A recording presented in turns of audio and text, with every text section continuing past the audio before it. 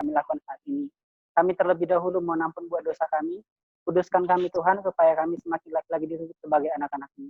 Di dalam Kristus Yesus kami telah berdoa dan mengucap syukur. Amin. Kami persilahkan kepada Bang TJ untuk menyampaikan bahannya, Bang.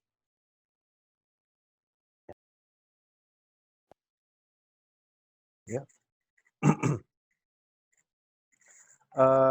Selamat sore, saudara-saudara. Sore ini kita akan bicara mengenai new normal.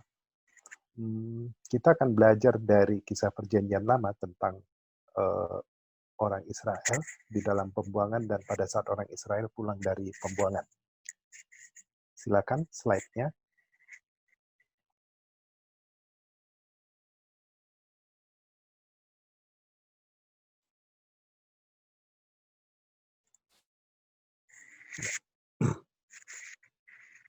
Ya, saya berikan kita new normal.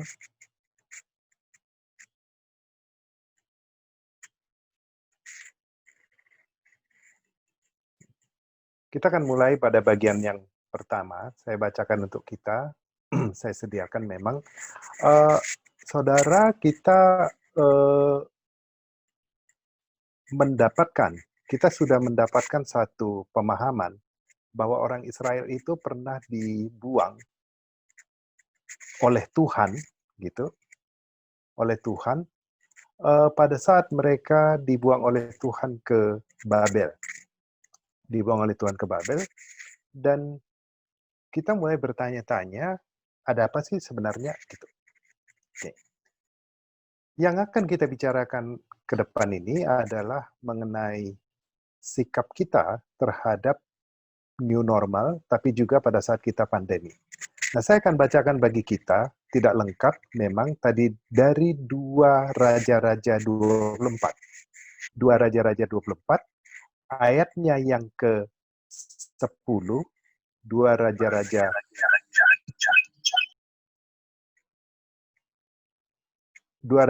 24, ayatnya yang ke-10, 2 Raja-Raja 24, ayatnya yang ke-10, ya, sampai ayatnya yang ke-17, kira-kira begini. Pada waktu itu majulah orang-orang Nebukadnezar, Raja Babel, menyerang Yerusalem dan kota itu dikepung. Juga Nebukadnezar, Raja Babel datang menyerang kota itu, sedang orang-orangnya mengepungnya. Lalu keluarlah Yoyakim, Raja Yehuda, mendapatkan Raja Babel, ia sendiri, ibunya, pegawai-pegawainya, para pembesarnya, dan pegawai-pegawai istananya. Raja Babel menangkap dia pada tahun yang ke-8 dari pemerintahannya. Ia mengeluarkan dari sana segala barang perbendaharaan rumah Tuhan dan barang-barang perbendaharaan istana raja. Juga dikeratnya emas dari segala perkakas emas yang dibuat oleh Salomo, Raja Israel, di bait Tuhan, seperti yang telah difirmankan Tuhan. Ia mengangkat seluruh penduduk Yerusalem ke dalam pembuangan, semua panglima dan semua pahlawan yang gagah perkasa, 10.000 orang tawanan, juga semua tukang dan pandai besi. Tidak ada yang ditinggalkan, kecuali orang-orang lemah dari rakyat sendiri. Ia mengangkat Yoyakim ke dalam pembuangan ke Babel, juga ibunda raja, istri-istri raja, pegawai-pegawai istananya, dan orang-orang berkuasa di negeri itu. Dibawanya sebagai orang buangan dari Yerusalem ke Babel. Semua orang yang gagah perkasa, 7.000 banyak orangnya. Para tukang dan pandai besi, 1.000 orang banyaknya. Sekalian pahlawan yang sanggup berperang, dibawa oleh Raja Babel sebagai orang buangan ke Babel. Kemudian Raja Babel mengangkat matanya. Paman Yoyakim menjadi raja, menggantikan dia dan menukar namanya menjadi Zedekia. Saudara, kalau kita sudah membaca ini, dan kemudian kita sekarang memahami apa yang terjadi, maka saya sekarang memberikan ini kepada kita bukan hendak mau mengatakan bahwa apa yang akan kita bicarakan pada pandemi ini adalah suatu hukuman Tuhan. Bukan. jelas sudah dikatakan sebenarnya pandemi COVID ini adalah adalah bencana non alam. Jadi tidak ada hubungannya dengan penghukuman. Saya meyakini bahwa kita semua tidak ada yang mengatakan bahwa COVID ini bencana yang memang menjadi hukuman yang dilakukan Tuhan. Secara pribadi saya mengatakan bahwa COVID ini adalah satu alat yang Tuhan pakai untuk mempercepat kedewasaan kita. Nah, saya tidak akan berdebat atau saya tidak akan mengajak kita untuk berdebat, untuk mendiskusi, berdebat mengenai hal ini. Tapi saya secara pribadi tidak melihat ini adalah hukuman Tuhan, tetapi melihat ini sebagai satu cara di mana Tuhan berupaya mempercepat pendewasaan bagi kita. Nah, jadi yang mau kita bicarakan pun pada bagian ini, kita mau belajar bagaimana penyertaan Tuhan di dalam dunia yang tidak ideal. Saya ulangi, kita mau belajar bagaimana penyertaan Tuhan atau bagaimana Tuhan menyertai orang-orang percaya pada dunia yang tidak ideal. Kita masuk slide yang kedua, silakan.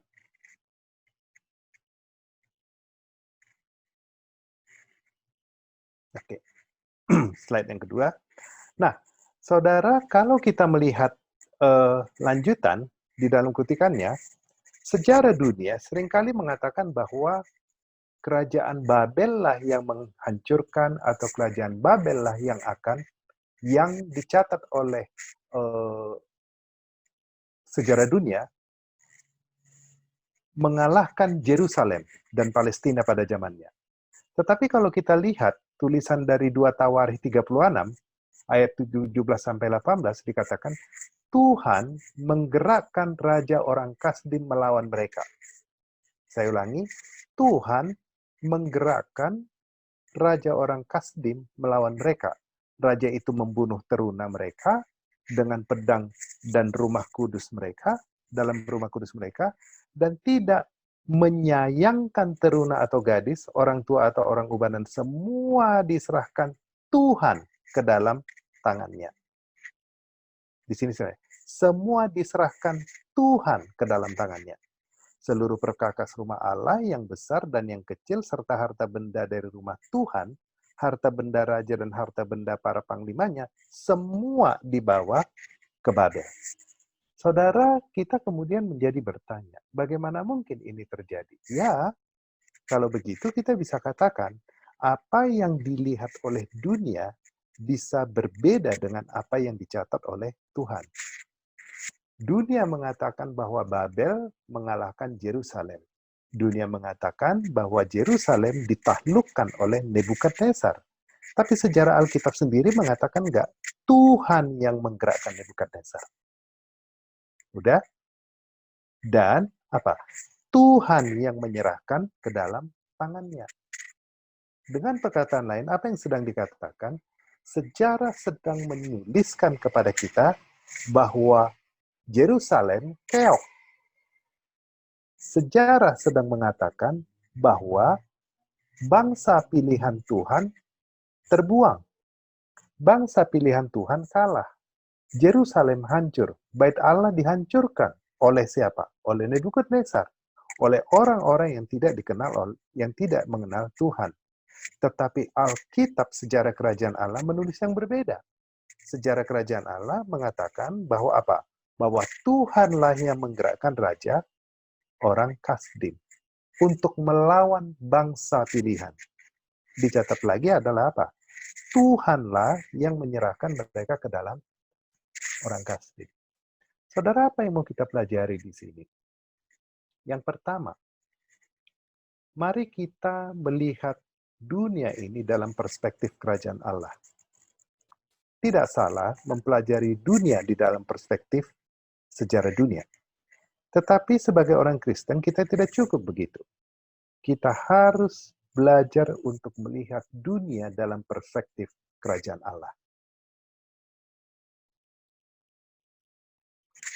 Kita coba untuk melihat di dalam perspektif Alkitab. Tuhan yang berdaulat.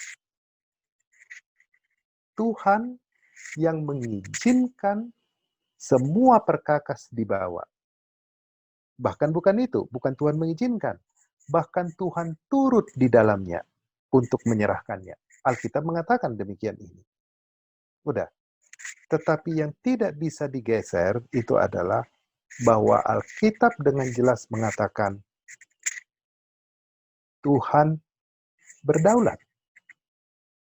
Nah, saudara, ini kita cerita mengenai, ini kisah mengenai Tuhan menghukum. Ini jelas banget, Tuhan menghukum dan ini peperangan. Pertanyaannya sekarang ini, apakah kita masih bisa melihat atau kita masih saja melihat COVID ini di dalam perspektif dunia? Apakah kita hanya melihat COVID ini dalam perspektif kesehatan? Atau kita melihat ini dalam perspektif politik, ekonomi, gitu.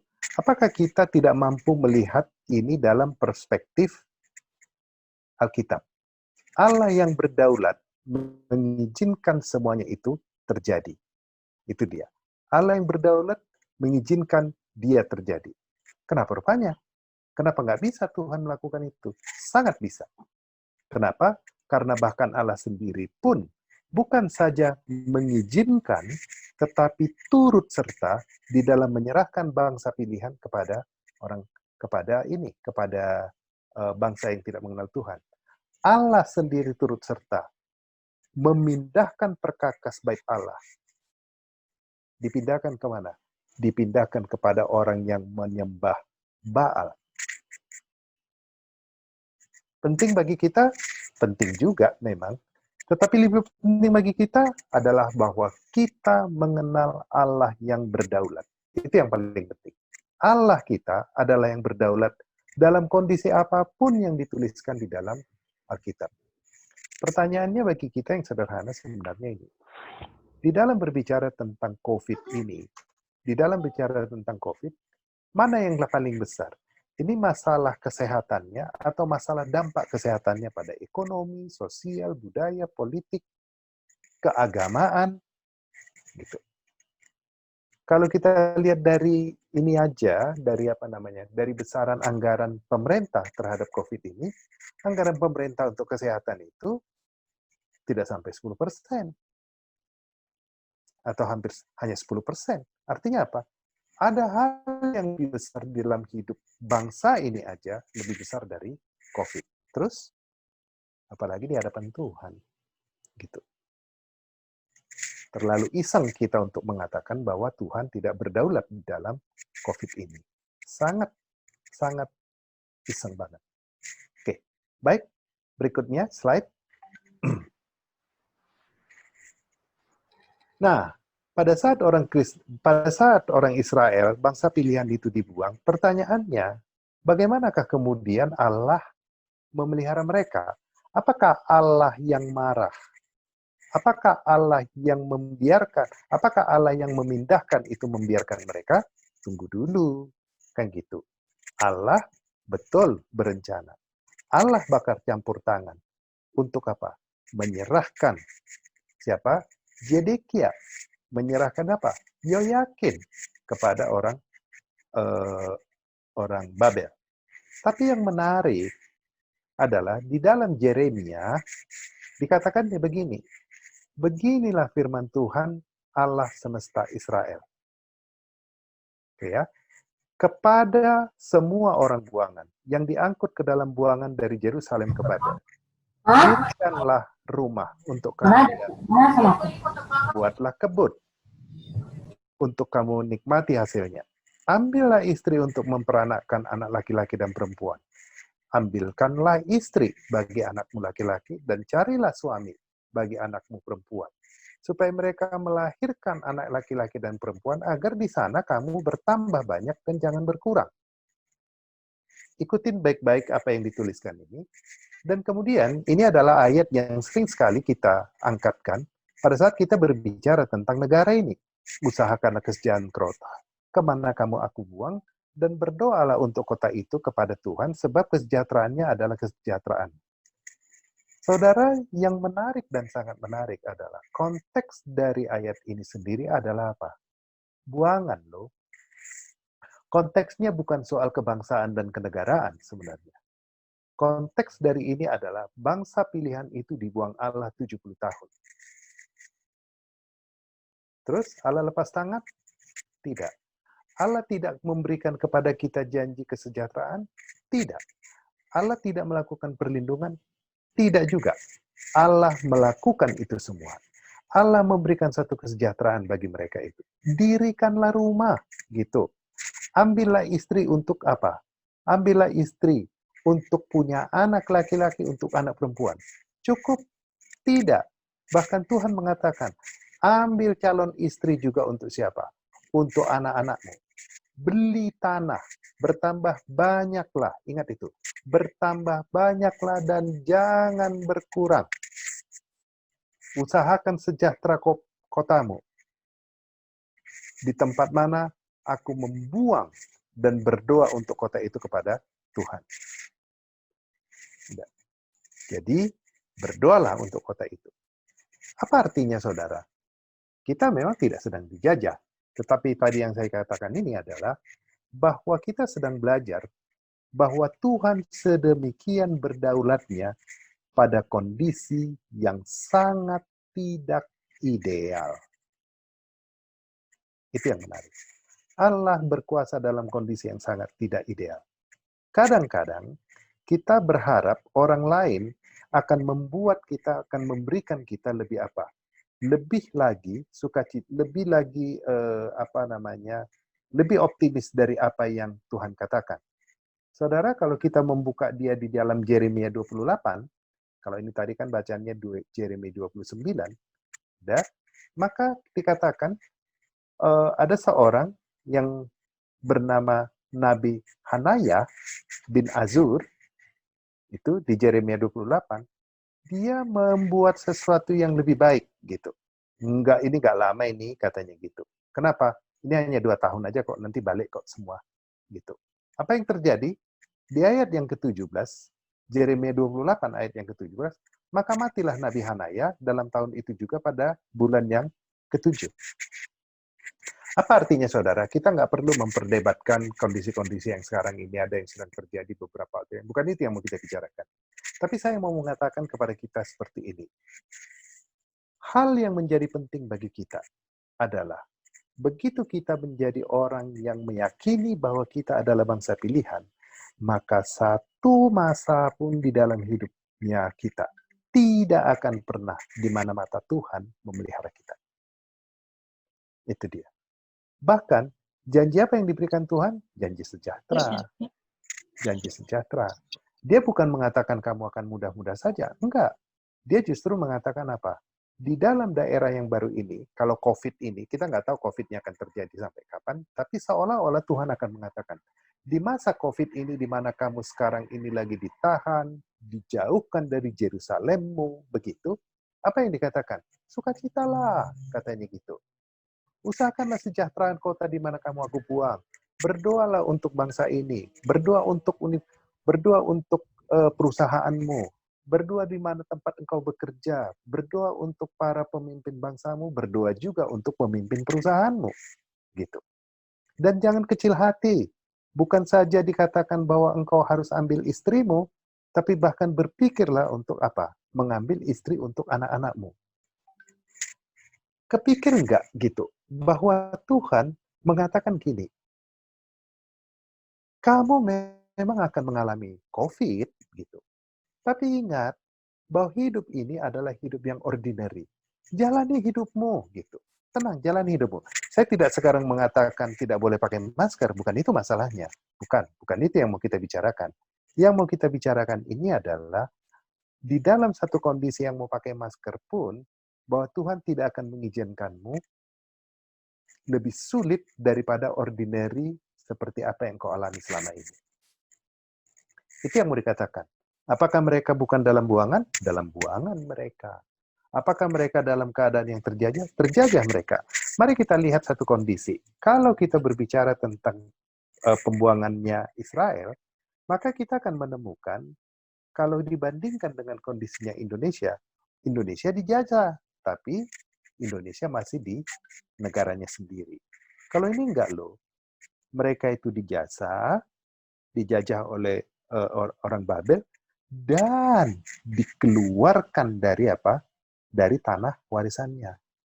Tanah pusaka pada orang Israel itu adalah identitas. Karena mereka dibagi atas tanah pusakanya. Tanah pusaka itu berarti nempel terhadap apa? Terhadap suku.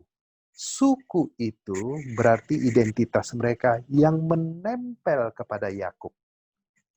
Tempel kepada Yakub itulah yang membuat mereka nempel kepada Israel. Kata El itulah yang membuat mereka menempel kepada Tuhan. Jadi kalau mereka ditarik dari apa? Dari tanah pusaka mereka, dibuang ke Babel, itu betul-betul seolah-olah Allah memalingkan diri dari mereka. Tapi dalam kondisi seperti itu pun, Allah memelihara mereka. Kita nggak pernah sedang mengatakan apa? COVID ini adalah hukumannya Tuhan. So, apa yang kurang dari apa yang kurang dari penyertaan Tuhan? Nggak ada. Usahakanlah sejarah kota, kesejahteraan kota. Dimanapun engkau, aku buang. Aku buang loh, kepada Allah bilang, aku buang. Gitu. Tidak segan-segan Tuhan mengatakan itu. Slide. Oke.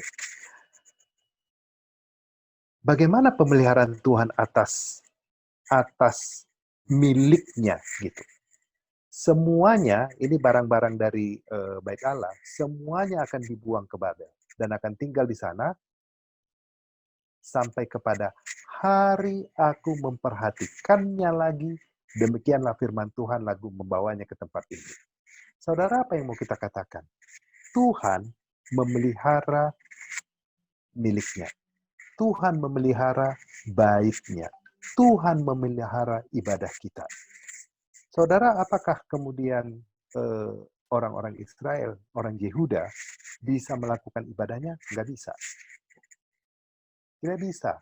Mereka tidak mungkin membakar persembahan, membakar kurban, seperti yang sering mereka lakukan di Bait Allah. Di mana? Di Tanah Babel. Nggak bisa. Lihat apa yang mereka miliki. Ini salah satu tulisan di mana kerinduan mereka, merasa mereka itu tersesak mau melakukan ibadah. Kayak kita hari Minggu di gereja lah ini, kira-kira kan gitu. Di tepi sungai-sungai Babel, di sana kita duduk sambil menangis apabila kita mengingat Sion. Pada pohon-pohon gandarusa, di tempat itu kita menggantungkan kecapi kita. Sebab di sanalah orang-orang yang menawan kita, meminta kepada kita mendengarkan nyanyian, dan orang-orang menyiksa kita meminta nyanyian sukacita. Nyanyikanlah bagi kami nyanyian dari Sion. Bagaimana kita menyanyikan nyanyian Tuhan di negeri asing? Bagaimana kita menikmati ibadah di masa COVID ini? Ibadah hanya lewat Zoom. Nggak bisa bertemu, nggak bisa bertepuk tangan di rumah Allah. Gitu. Kita bisa nyanyi bersama-sama, tapi tidak bisa sama-sama bernyanyi. Gitu. Bagaimana ini bisa? Gitu. Semua ini hambatan. Ingat loh, ini konsepnya bukan hukuman pada saat COVID, tetapi kendala-kendala itu terjadi pada zamannya. Tapi apa yang terjadi? Ingat, semuanya akan diangkut ke Babel. Sampai apa? Sampai kepada hari aku memperhatikannya kembali.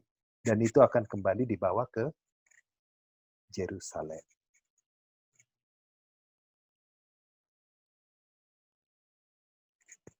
Oke, baik. Kita masuk slide berikutnya.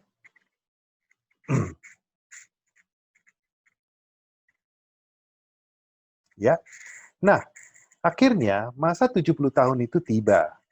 Masa 70 tahun tiba. Kenapa? Iya, Tuhan menggerakkan Raja Kores. Kalau kita baca di Esra 1, bacaan kita ini Esra 3, Tuhan menggerakkan Raja Kores, Raja Persia untuk menggenapi firman-Nya. Itu di Esra 1 ayat 1. Apa yang dikatakannya? Dia diperintahkan untuk membangun mezbah. Dia diperintahkan untuk membangun bait Allah. Di mana? Di Yerusalem. Maka dikatakan, yang tertarik ikut, silahkan ikut, katanya gitu. Jadi perintahnya adalah apa?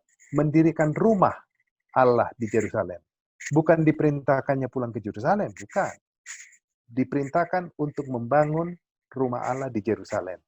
Siapa yang mau membangun, silakan pulang. Jadi bukan diperintahkan untuk memulangkan orang Israel, orang Yehuda ke Yerusalem, bukan. Dia diperintahkan oleh Allah untuk membangun bait Allah. Siapa yang mau membangun, yang digerakkan, silakan pulang ke Yerusalem untuk membangun. Itu prinsipnya, saudara.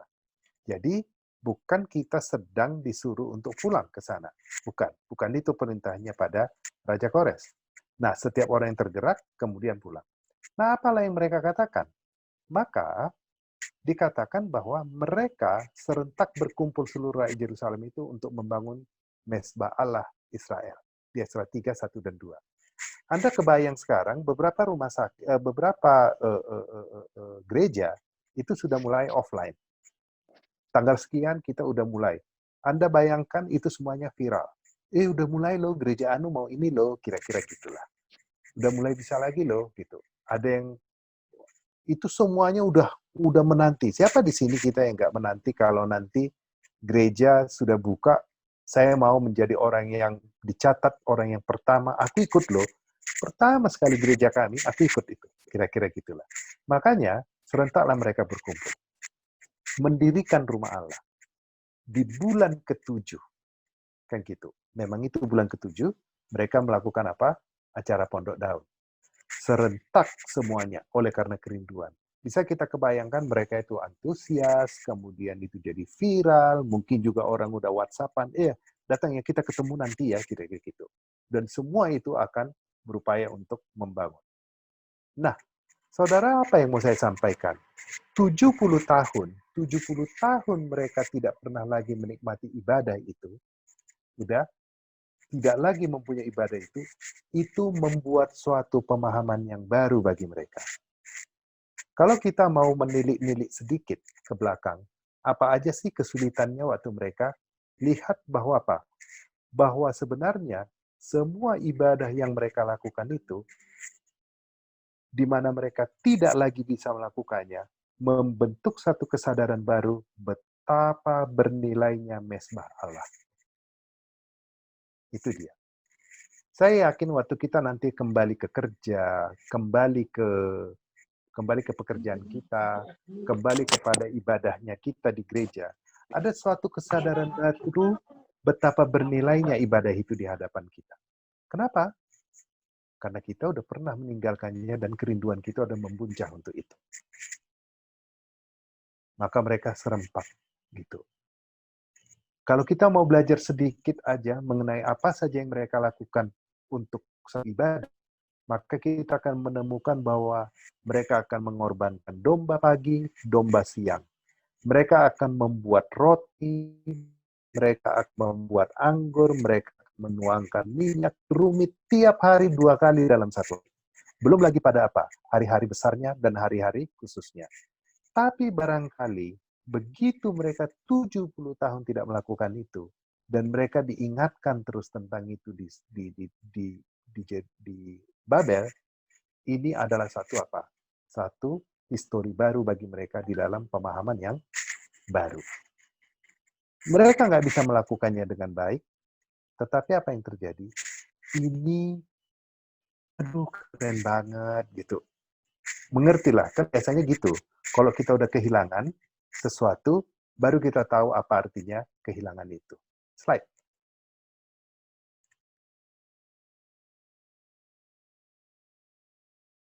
Oke. Nah, jadi mereka mengerjakannya. Saudara, rumah Tuhan belum ada. Tapi mezbah Tuhan menjadi sangat penting. Itu yang mereka lakukan. Mereka sedemikian rupa untuk membangun sesuatu yang baru. Apakah mereka bisa, jadi mereka, saya cepat aja di sini, apakah mereka membangun bait Allah? Ya, karena itu tujuan mereka berkumpul. Mereka menggunakannya sedemikian baiknya. Apa yang mereka pahami, mereka kerjakan. Saya ada punya pakaian begini.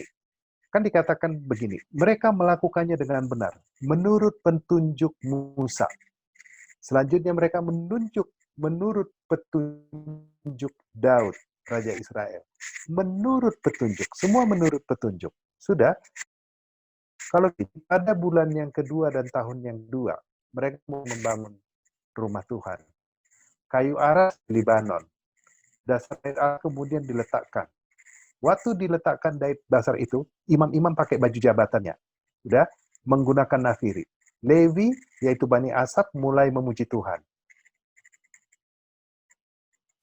Kalau kita baca, kemudian dikatakan ini, orang Sidon dan orang Tidus, mereka mendapatkan makanan dan minuman dan minyak. Sementara, tukang-tukang yang lain dibayar. Apa artinya? Mereka sedemikian detail mengikuti apa yang dituliskan oleh nenek moyang mereka. Saya mau mengatakan begini kepada kita. Dulu barangkali kita, udahlah, nggak apa-apalah, pakai baju gini ke gereja, gitu. Udahlah, gini aja lah. Gini. Simple kita. Gampang lah, gitu.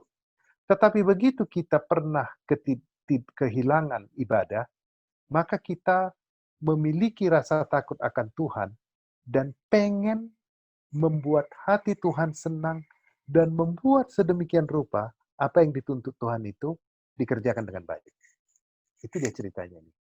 Semuanya tidak sama lagi. Gitu.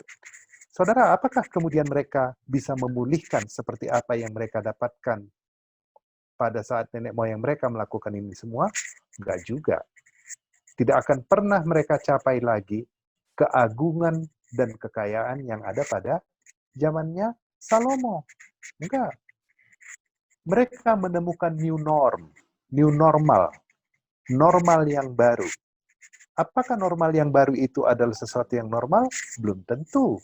Normal yang baru itu justru sesuatu yang tak normal barangkali. Tetapi itulah normalnya mereka. Itu normalnya mereka. Normal mereka itu adalah sesuatu yang nggak normal. Yaitu normal mereka. Contohnya kira-kira ginilah. Ada orang yang pergi ke peperangan. Di peperangan dia mengalami kecacatan. Kakinya patah oleh karena terinjak ranjau. Akhirnya dia kehilangan kakinya sebelah. Puntung kakinya. Sudah, normalnya orang dua kaki. Tetapi, sewaktu dia kembali dari peperangan ini, maka dia mengalami normal yang baru. Yaitu apa? Yang tidak normal. Kaki yang tidak ada, hanya satu kakinya, bukan dua. Itu new normal namanya. Apakah new normal itu harus selalu normal? Enggak. Mungkin kakinya nggak patah, mungkin kakinya nggak cacat satu, tapi kakinya ini pendek sebelah. Atau kakinya ini hilang sebelah, dan seterusnya lah. New normal artinya, belum tentu sesuatu itu menjadi normal, tetapi sesuatu yang tidak normal. Tetapi kita letakkan menjadi normal. Apa yang mereka mau lakukan? New normal. Mereka mengerjakan apa yang mampu. Bait Allah yang tidak sempurna, tetap mereka bangun. Setelah mereka punya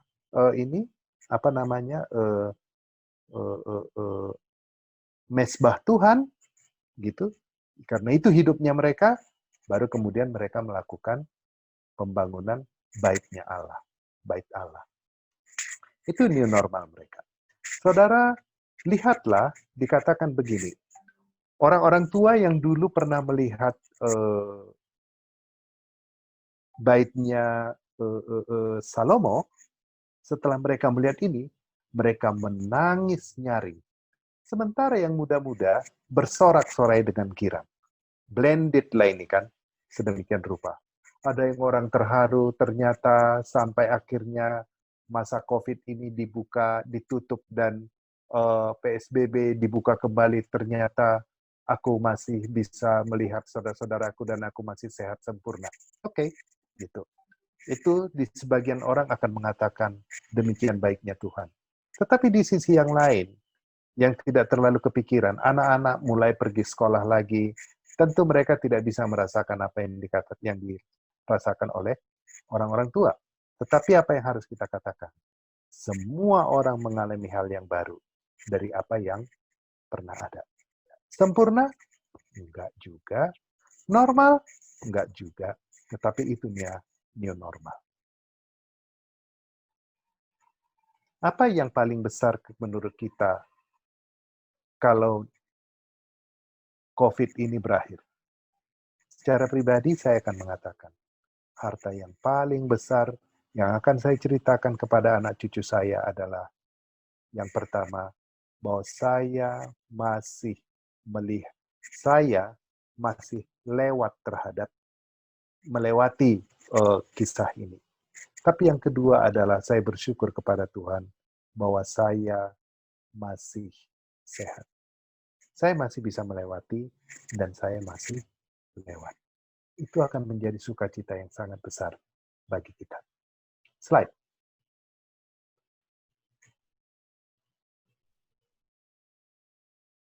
Nah, kalau begitu apa yang kita sebut dengan new normal ini?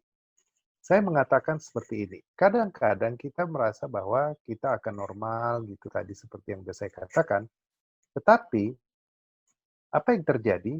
Boleh jadi normal ini adalah unpredictable. Nggak bisa pula kita prediksi. Bisa aja normal itu memang sesuatu yang normal. Klik.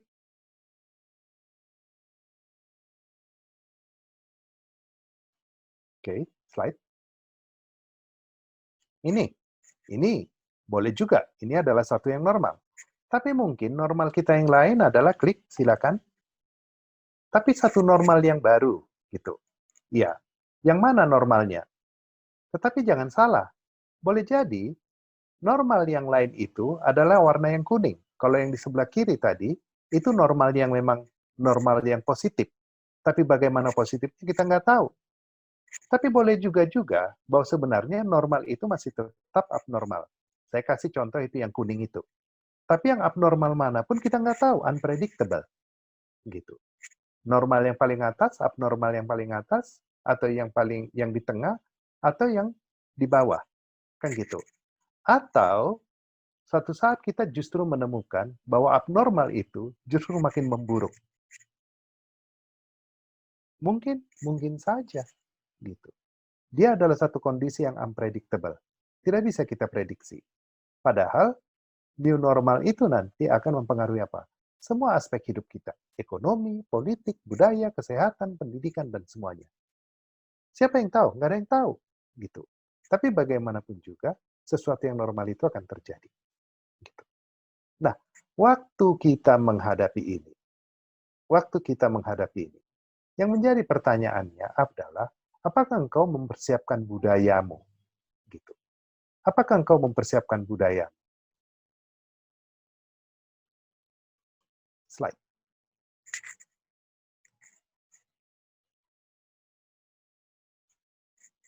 Oke.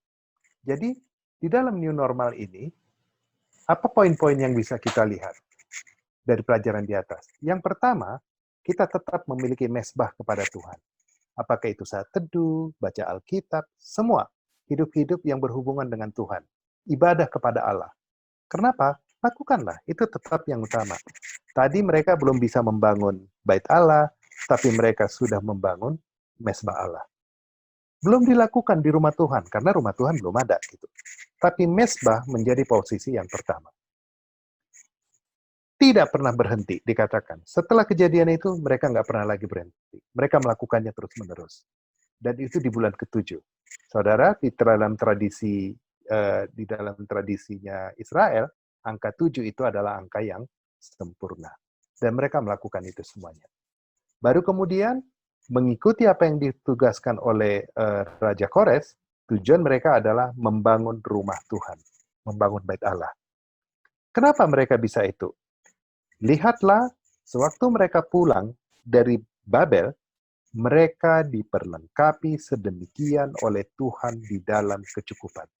Saudara akan bertanya kita, bagaimana mungkin Tuhan akan mencukupkan kita di dalam COVID ini? Jangan pernah mempertanyakan itu kepada Tuhan. Kami di grup sangat bersukacita dan sangat bersyukur karena kami punya yang namanya sesi ini, Jadi satu hari satu orang menuliskan kesaksian mereka selama COVID. Saya harus mengatakan, dari 20 orang kira-kira kami yang ada di grup WA grup khusus ini, maka kami sangat terhiburkan dengan kisah-kisah COVID, di mana kami ceritanya selalu sampai kepada posisi yang paling genting gitu, tiba-tiba hidupnya berubah. Gitu. Ternyata apa? Ternyata kita terlalu kecil beriman untuk mempertanyakan pemeliharaan Tuhan di dalam hidup kita. Nah, membangun rumah Tuhan. Tadi udah mesbah Tuhan, membangun rumah Tuhan. Meletakkan dasar dan fondasi. Saya lebih cenderung untuk mencoba untuk menidak rohanikan poin 2 ini. Saya memandang ini bukan bait Tuhan di dalam arti yang lebih rohani, tetapi saya akan mengatakan ini tugas yang diberikan oleh pemerintah kepada mereka. Sebut aja ini project aja lah, nggak usah. Ya kebetulan projectnya membangun gereja gitu. Tapi yang mau saya sampaikan di sini adalah bahwa mereka kemudian menunaikan tugas mereka. Meletakkan dasar fondasinya. Dan kemudian menentukan checkpointnya mereka.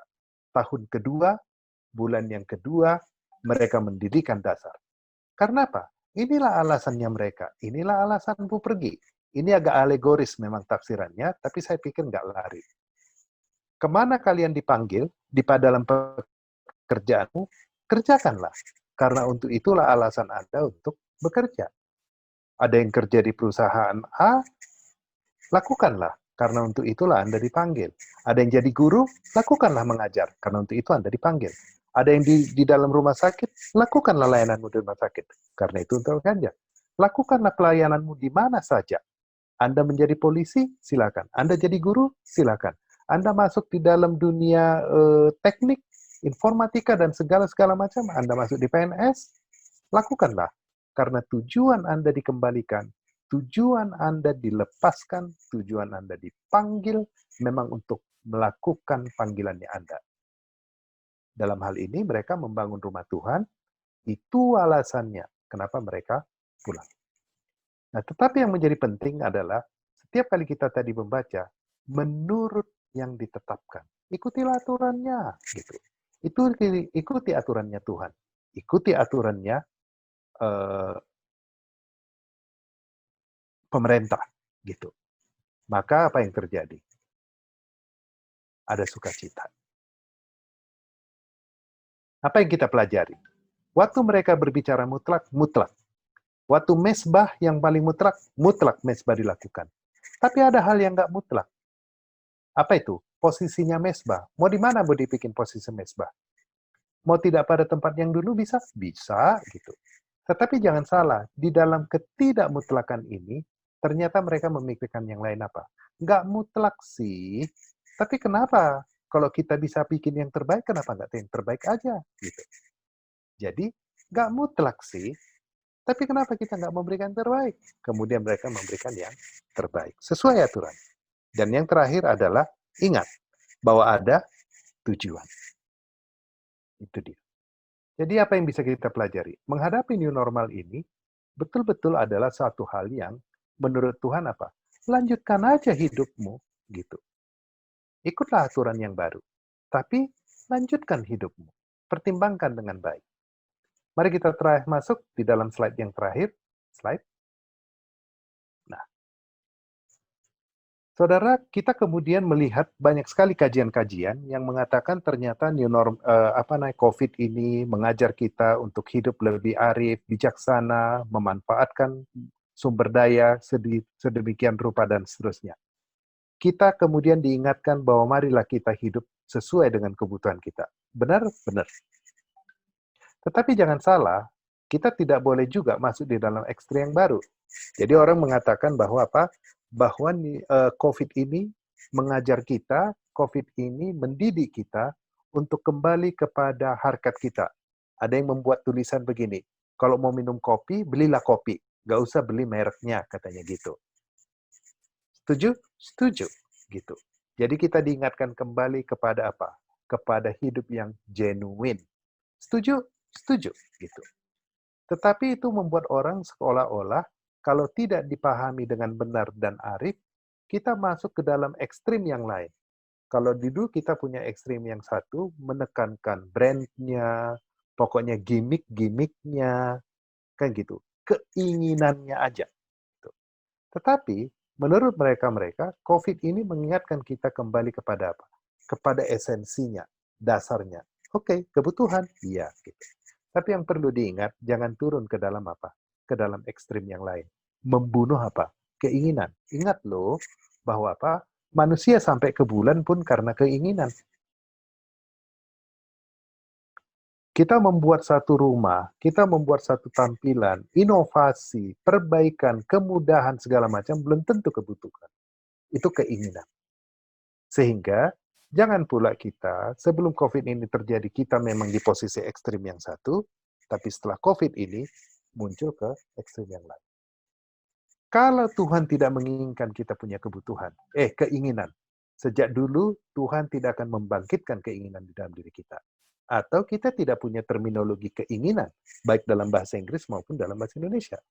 Tetapi, Tuhan ternyata sejak Taman Eden, meletakkan di dalam diri kita. Ada kebutuhan, ada keinginan.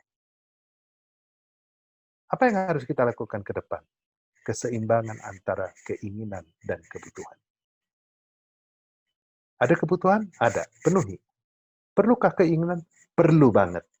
Supaya kita pernah ke bulan, supaya pernah kita ke Mars, supaya kita pernah melihat lukisan yang indah, bentuk yang menarik, alat kerja yang memang lebih fleksibel, lebih membantu, itu lahir bukan dari kebutuhan, tapi itu lahir dari keinginan. Keinginan menghasilkan kita berkarya, sama kuatnya dengan kebutuhan membangkitkan karsa kita. Imbangilah keinginan dan kebutuhan. Mematikan satu, mengembangkan yang lain tidak benar. Tetapi, mematikan yang satu dan mengizinkan yang lain dengan bebas juga tidak benar. Jadi bagaimana? Keinginan dan kebutuhan juga adalah satu new normal. Keseimbangan yang baru. Orang ekonomi pasti paham kalau kita mengatakan the new equilibrium. Keseimbangan yang baru. Di dalam semuanya, termasuk dalam keinginan dan kebutuhan. Kiranya memberikan pencerahan, dan pencerahan datang dari Roh Kudus. Terima kasih. Oke, terima kasih untuk Bang TJ dari bahan yang disampaikan tadi.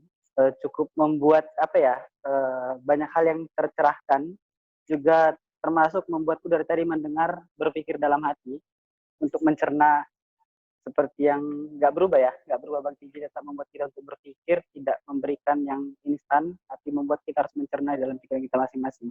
Jadi untuk abang kakak semua, saat ini kita juga akan bisa diskusi terbuka untuk Bang TJ. Ada yang mau bertanya bisa silahkan. Jadi saat ini kita masuk akan di sesi diskusi. Jadi untuk abang kakak yang ingin mau bertanya atau menyampaikan suatu hal kepada Bang TJ boleh silahkan. Mungkin bisa langsung ngomong aja lah ya, nggak usah harus diketik dari chatnya. Adakah dari abang kakak semua? Wah, ada dua kemungkinan nih. Mengerti semuanya atau justru bingung semuanya gitu.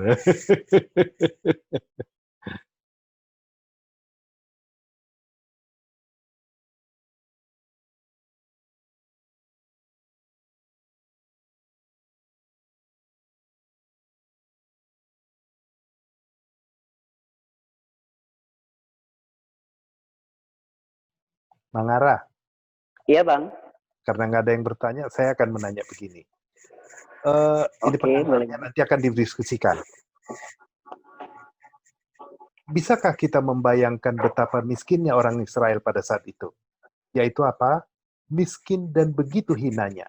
Yaitu apa? Mereka nggak punya raja. Benar ya, karena mereka jajahan. Terus tadi udah dikatakan mereka dicabut dari tanah pusakanya.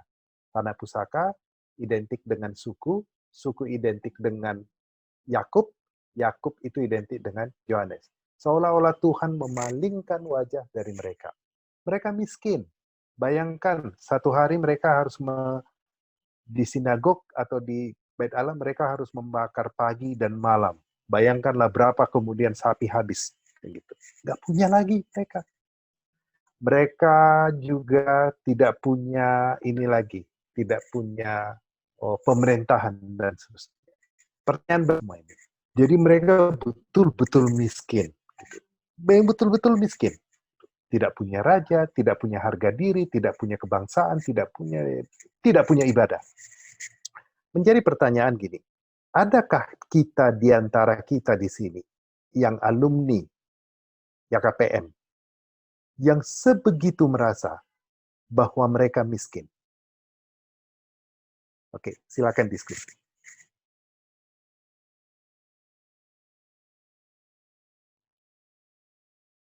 Atau justru COVID ini lebih banyak, ternyata dihitung lebih banyak berkatnya daripada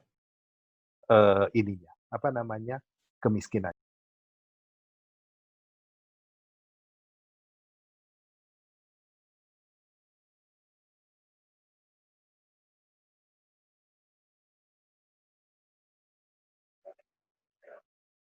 Oke, terima kasih pertanyaannya Bang. Ada kira-kira Bang Kakak semua yang menyampaikan pandangan dari yang disampaikan Bang Tiji barusan? Karena kalau diskusi gimana ya Bang diskusinya?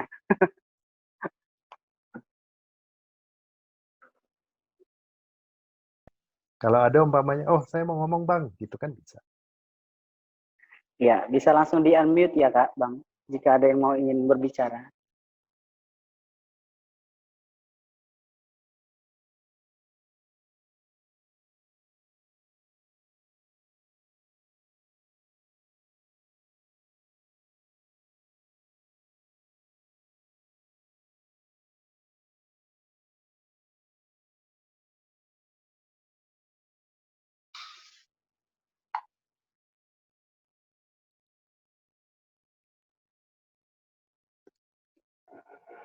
Ini Kak Fenia yang mau ngomong ya?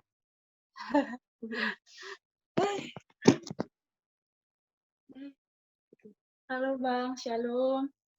Nama saya Feni. Ya, sangat diberkati sekali sih dengan pengisian hari ini. Pola pikir juga udah banyak diubahkan. Ternyata bisa juga dikaitkan dengan peristiwa bangsa Israel yang dibuang ke Babel. Dan bisa dikaitkan dengan kehidupan sekarang. Dulunya sih berpikir kalau COVID ini adalah mungkin juga suatu teguran atau menjadi suatu peringatan gitu untuk orang yang percaya yang mungkin dulunya terlalu nyaman, akhirnya sekarang Tuhan kayak seperti menegur kita agar lebih gencar lagi. Dulunya berpikir seperti itu sih. Jadi tadi dari yang dibukakan oleh Bang TJ tadi banyak hal sih aku diubahkan dari pola pikir gitu. Kalau dari aku secara pribadi sih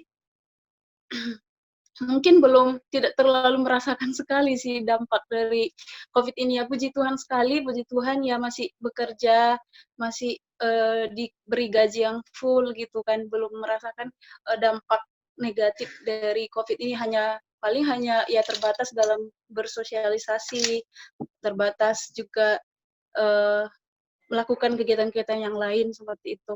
Mungkin yang aku pikirin sih dalam pikiranku adalah aku lebih memikirkan orang lain seperti itu.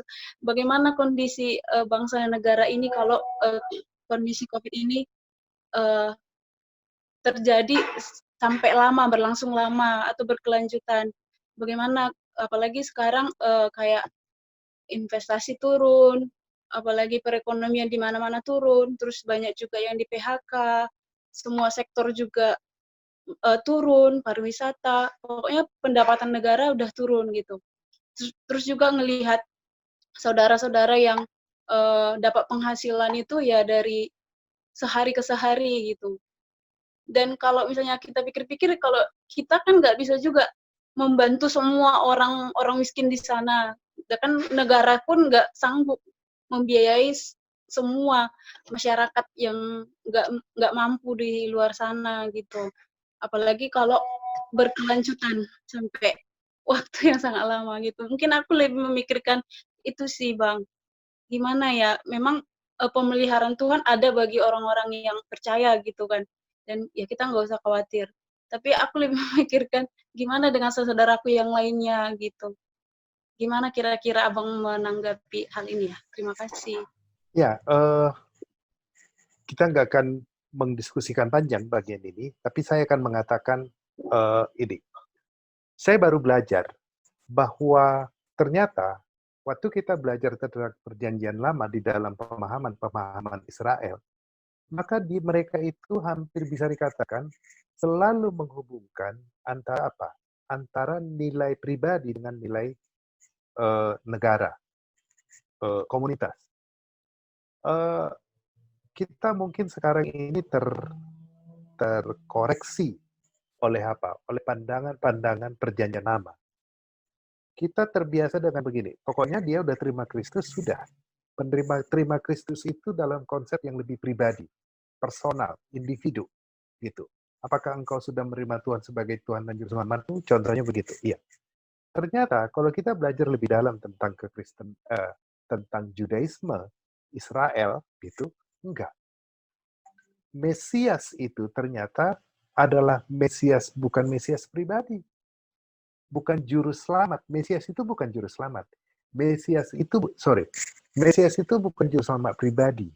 Mesias itu adalah juru selamat manusia. Juru selamat orang Kristen. Juru selamatnya Yahudi. Dia juru selamatnya komunitas. Nah, di dalam hal yang sama juga, kita mengenal semua hidup dalam konsep perjanjian lama itu adalah konsepnya tubuh. Konsep bangsa pilihan. Bukan orang pilihan, tapi bangsa pilihan. Nah, sekarang kita masuk dalam berdasarkan itu, kita masuk dalam proyek. Terus bagaimana, apa yang kita perbuat? Emang kita jadi ini, jadi bank. Emang kita ini menjadi sumber makanan yang tiada akhir. Bukan itu yang menjadi penting. Yang menjadi penting adalah bahwa yang pertama, hatiku memiliki beban komunal. Itu pertama menurut saya. Jadi saya tidak gitu. Pokoknya aku hidup gitu. Apa boleh buatlah orang lain yang mau gimana lagi. Bukan itu dalam pikiran kita. Aku memiliki cara berpikir seperti yang dirimu tadi sampaikan, Pen, bahwa apa? Justru aku memikirkan orang lain ini sekarang. Langkah itu selesai.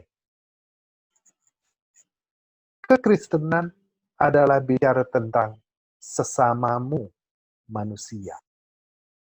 Memikirkan orang lain, memikirkan bangsa, memikirkan komunitas. Tetapi yang menjadi permasalahan adalah bahwa tanganku hanya sepanjang ini. Aku nggak bisa lebih besar daripada ini. Terbatas tanganku. Di dalam konsep inilah, tadi kan kita udah sampai di sini, konsep horizontalnya gitu. Tetapi konsep horizontal ini tidak bisa sedemikian rupa menjawab semuanya. Ada hal-hal yang melampaui kemampuanku. Dan di dalam konsep orang percaya, di dalam konsep orang pilihan, yang tadi kita lihat bahwa Allah bekerja untuk memenuhinya. Sewaktu orang-orang buangan ini kembali ke Yerusalem, yang menarik Raja Koresh bilang begini, diberikannya semuanya, dan para tetangga-tetangganya itu membekali mereka untuk bisa pulang kemana? Ke Yerusalem. Itu konsepnya. Jadi, apakah aku masih berkonsep individual? Berubah. Konsepnya adalah konsep komunitas. Tapi aku terbatas, gitu. Aku terbatas. Pada saat konsep terbatas yang horizontal ini menjadi terbatas, maka kita diingatkan kembali. Belilah tanah.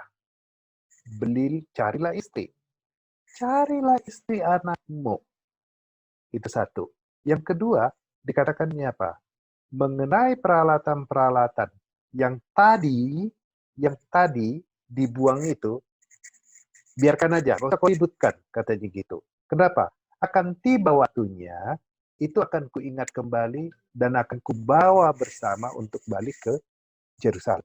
Itu luar biasa ini kita. Apa namanya? Sangat luar biasa pemeliharaan dan penghiburan Tuhan akan itu. Udah tenang dirimu, katanya gitu. Mengenai itu akan tiba waktunya, aku yang akan mengembalikannya. Mungkin Fanny bisa mengerjakan dua. Yang lain juga tetap berkata, gimana aku menolongnya? Gitu. Setiap orang yang memiliki hati itu, ternyata baru menyadari, aku hanya menampung dua, yang lain dua, yang lain tiga, yang lain satu, dan semuanya. Memang yang kita tampung cuma 10 orang. Dan itu terjadi. Itu satu konsep.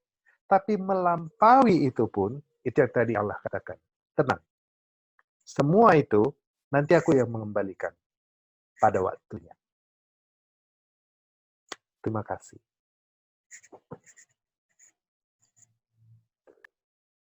Terima kasih Bang untuk untuk Kak Feni sudah bisa ya kira-kira menjawab yang dipertanyakan tadi, kegelisahan hati yang dimilikinya. Sudah diingatkan. Terima kasih Bang. Oke Kak. Dari abang kakak yang lain adakah yang ingin menyampaikan sesuatu? Kak Robintang ya? Kak Bintang, sorry. Kak Bintang silahkan. Ya, terima kasih untuk kesempatannya. Terima kasih juga untuk Bang TJ yang telah membukakan kepada kita ada beberapa konsep ya yang tadi dibukakan. Saya bersyukur sekali untuk pengisian ini karena selain Bang TJ posisinya sebagai hamba Tuhan, beliau juga adalah seorang dokter yang juga mengetahui bagaimana kondisi ya saya yakin sekali paling tidak lebih banyak lah tahu daripada kita ini ya kan gitu karena beliau adalah seorang dokter. Nah selain dari dampak dari segi ekonomi yang tadi ditanyakan oleh Penny juga, yang kita bahas juga, saya lebih cenderung membicarakan dampak psikis gitu, emosional atau mungkin secara emosional, kekhawatiran yang berlebihan, paranoid, kecemasan, begitu Bang, anxiety, pokoknya. Nah, beberapa waktu yang lalu, ini masih sekitar sebulan atau 2 bulan yang lalu, saya ada berbicara juga ya, ada orang, kami itu sepakat, sebenarnya memang ekonomi juga berdampak, semuanya berdampak. Tapi yang paling tidak kelihatan berdampak itu adalah emosionalnya gitu. Nah saya pribadi yang saya tidak suka adalah perasaan-perasaan paranoid, perasaan-perasaan kecemasan. Nah ketika ada orang langsung ketakutan, ini kena nggak? Apalagi semakin kita banyak tahu katanya ada OTG, orang tanpa gejala. Nah kalau ada sedikit kayaknya gejala agak meriang sedikit, aku kena nggak ya? Ini kenapa ya gitu. Jadi kayaknya saya mengatakan bukan berarti kita yang sudah kenal Tuhan atau apa tidak sampai terserang begitu ya. Tapi memang semua kondisi ini atau dampak ini menyerang ke semua kalangan. Tadi kan ada ya dari istana sampai orang hina, dari orang tua, anak-anak semua diserang gitu ya. Jadi saya juga berpikirnya orang-orang yang sudah kenal Tuhan juga bisa diserang secara emosional, secara kekhawatiran yang berlebihan. Dan saya jujur, saya mengalami itu juga, Bang. Saya pernah sampai beberapa hari tidak bisa tidur. Kecemasan, nggak tahu kenapa gitu kan.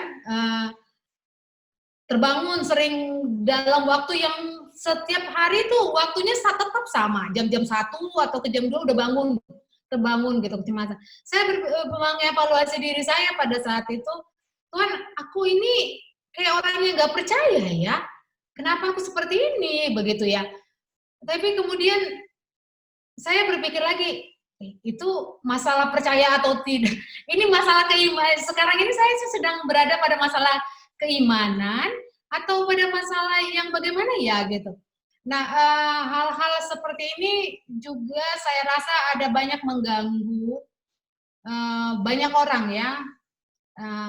Terus Abang sebagai seorang dokter dan juga orang yang telah membagikan firman Tuhan pada saat ini, bagaimana cara menyikapi, mungkin agak lari dari topik, nggak tahu, tapi saya ambil kesempatan ini untuk bertanya kepada Abang, bagaimana cara menyikapi hal-hal seperti ini, dan ketika mungkin ada orang juga yang kecemasan, kita juga bisa membantu mereka.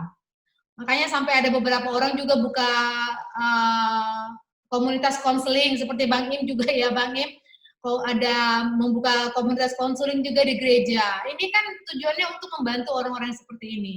Nah, saya pengen tahu lah pendapat Abang. Ya, terima kasih untuk pertanyaannya. Nah, kalau kita lihat tadi ada slide yang nomor 2 yang terakhir, kita akan menemukan, saya kasih gambar, new normal itu, atau COVID itu sendiri, itu memang mempengaruhi semua. Yang lebih praktisnya, ini dia.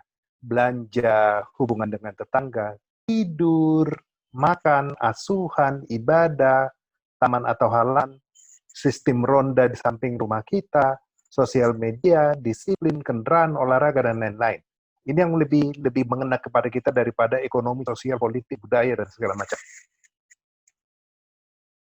Yang menjadi pertanyaan adalah, apakah orang Kristen kemudian tidak khawatir dengan kaos ini? Alkitab mengatakan, jangan kamu khawatir. Serius, kita nggak khawatir anak kita sudah jam 10 malam nggak pulang gitu, dan kemudian waktu dia pulang dia batuk-batuk dan batuk kering. Serius, tidak khawatir. Apakah itu yang dimaksud oleh Tuhan tidak khawatir? Tidak. Di dalam arti tidak khawatir, ingat bahwa pada saat itu Yesus sedang khotbah di atas bukit. Yang ada di sana, bagaimana mungkin mereka tidak khawatir? Karena mereka itu kondisinya sedang dalam jajahan Roma. Gitu. Sewaktu-waktu akan terjadi pemberontakan, sewaktu-waktu mereka akan ditekan, ganti pajak, dan segala macam. Oke, itu namanya kondisi yang di konteks Yesus bicara khawatir. Bagaimana mereka nggak khawatir? Khawatir dong. Gitu. Mereka tidak punya raja, mereka hanya bait Allah. Bait Allah juga itu pemberian dari Herodes. Kan gitu. Mereka harus bayar pajak di bangsanya. Tapi mereka tetap bayar perpuluhan, mereka bayar persembahan, tapi mereka harus bayar pajak. Kepada siapa pajaknya? Kepada pemerintah. Ya, siapa pemerintahnya? Pemerintah Roma, yang tidak ada hubungan dengan mereka. Kadang-kadang akan terjadi pemberontakan. Nanti kalau kita baca di Kisah Rasul kan bilang, muncul si ini, hilang juga katanya. Pemberontakan semuanya. Makabe, Hanukah, itu adalah satu proses di mana mereka melakukan pemberontakan dan mereka menang. Dapatlah mereka sedikit kebebasan itu. Akan muncul perang lagi. Karena apa? Karena mereka di daerah jajahan. Tuhan kemudian mengatakan, jangan khawatir. Kemudian dibilang, jangan khawatir makan dan minum. Kembali lagi, konteksnya adalah mereka negara jajahan yang sedemikian rupa, orang gampang semena-mena dengan mereka, tapi Tuhan mengatakan, jangan khawatir. Nah, sekarang berdasarkan dasar berpikir seperti itu, mari kita mulai untuk menjawab. Terus bagaimana dengan dampak psikis, kecemasan, dan emosi? Saudara, saya akan mengatakan, salah satu yang membuat COVID ini menakutkan, termasuk bagi saya, semua orang-orang yang di dalam dunia kesehatan, apa? Karena sampai sekarang tidak ada orang tahu. Waktu kita melakukan penyerangan, maka kita kenali mereka. Kita kenal musuh kita, maka kita tahu di mana kekuatan dan kelemahan, dan kita bisa punya strategi untuk menghancurkan mereka. COVID ini masih baru, berbeda. Sumber datanya belum cukup banyak. Ini kenapa? Dulu ini dikatakan adalah gangguan paru. Belakangan dikatakan ini adalah gangguan dari apa? Imunogennya tubuh. Belakangan berubah lagi, ini bukan, ini masalah darah ini katanya. Terus yang mana yang benar? Riset masih terus dilanjutkan. Jadi ingat loh, ini bukan soal obat loh yang mau saya bicarakan. Ini soal apa orang kedokteran bilang patofisiologinya gitu. Prosesnya aja kita nggak tahu gitu loh. Jadi kita bergerak dari apa? Dari gejala. Kalau gejalanya yang begini, yang diserang ini, maka kita perbaiki ini. Ini kita perbaiki, ini kita perbaiki, ini kita perbaiki. Tapi ini kita obati, bukan sebenarnya. Jadi obatnya, apa obatnya? Stamina. Cuma itu aja kan dibilang. Nah, jadi apa yang menyebabkan kecemasan yang pertama? Nggak tahu kita. Nah, akibatnya apa yang terjadi? Kita cemas, saya cemas. Yang kedua adalah, dulu kita mengatakan itu masih di luar negeri. Kemudian, oh itu di pulau yang lain. Oh itu di provinsi yang lain. Oh itu di kecamatan yang lain. Oh itu di kampung yang lain. Sekarang dia sudah ada di apa? Di depan pagar kita. Kemarin 2 minggu yang lalu dia di pagar kita. Kemarin dia udah ngetuk-ngetuk pintu kita di depan kita. Ada 3 teman saya yang diisolasi untuk itu. 3 teman saya dokter diisolasi untuk itu. Ternyata apa yang terjadi? Dia tidak bisa kita katakan bahwa kalau dokter dia aman, dan ngertilah kita semuanya. Tetapi di sisi yang lain juga kita bisa mengatakan, ternyata orang persekutuan kena juga. Orang Kristen kena juga. Gitu. Ini kekhawatiran-kekhawatiran kita. Kita beruntung karena kita sudah apa? Sudah punya penyerahan yang indah dengan Tuhan. Tertolong kita itu. Nah, tetapi yang juga yang harus kita pahami adalah sikap kita bagaimana gitu. Ingat, Yesus mengatakan dengan kekhawatiran, emang kamu bisa bikin sehingga apa? Sehingga nafasmu sedikit bisa lebih panjang. Enggak juga. Apakah dengan cara ini kemudian hidupmu bisa panjang? Enggak juga. Gitu. Tetapi kita menghormati nafas yang Tuhan berikan kepada kita, maka saya akan mengatakan, ikuti aja lah apa yang menjadi bagian yang sudah bagian-bagian yang bisa kita miliki, yang disampaikan oleh negara dan ini. Yaitu apa? Jagalah staminamu, jagalah interaksimu, pakailah maskermu, istirahatlah, cucilah tanganmu, jaga jarakmu. Kan gitu. Batukmu, lakukanlah dengan cara demikian, dan seterusnya. Itu dari sisi kesehatannya. Bagaimana dengan sisi ekonomi? Dari sisi ekonomi, lakukanlah apa? Lakukanlah penghematan. Gitu. Tanamlah sayur di rumahmu, gitu, di pot kecil. Seandainya itu kita lakukan sejak bulan 2 yang lalu, hari ini paling tidak kita udah bisa apa? Panen kangkung setidaknya. Kan gitu. Panen kangkung udah bisa kita. Panen sawi udah cukup kita sebenarnya. Panen tomat belum bisa. Tapi apa lagi? Panen apa itu yang satu lagi yang seperti sawi itu udah bisa kita. Ini panen pohon apa yang tanam? Bayam udah bisa sebenarnya. Ya kan? Jadi ada hal-hal yang memang kita nggak tahu kita sampai kapan, tapi kita melakukan itu. Nah, tapi yang mau ekonomi belakangan lah, kita nggak akan bahas itu lagi. Tetapi hal-hal yang kesehatan menurut saya adalah, bisa nggak Anda bayangkan kalau kita pakai masker seperti ini?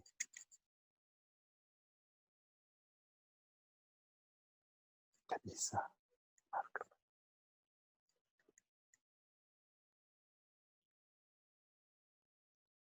Kalau kita mau menjaga tetangga kita dengan cara begini, maka tetangga kita pun akan menjaga anak-anak kita dengan cara begini. Kalau kita nggak mau menjaga tetangga kita, kalau kita menjaga tetangga kita dengan cara begini, maka apa yang terjadi? Tetangga kita pun akan menjaga anak-anak kita dengan cara apa? begini. Kalau kita menjaga tetangga kita dengan cara begini, maka dengan cara begini jugalah tetangga kita menjaga kita. Itu satu contoh yang sangat-sangat sederhana. Kalau kita tidak menjaga anak-anak kita dengan pulang cuci tangan, maka jangan pernah menganggap bahwa anak kita nanti habis belanja akan menjaga kita dengan cara cuci tangan. Kekhawatiran akan selalu ada. Karena apa?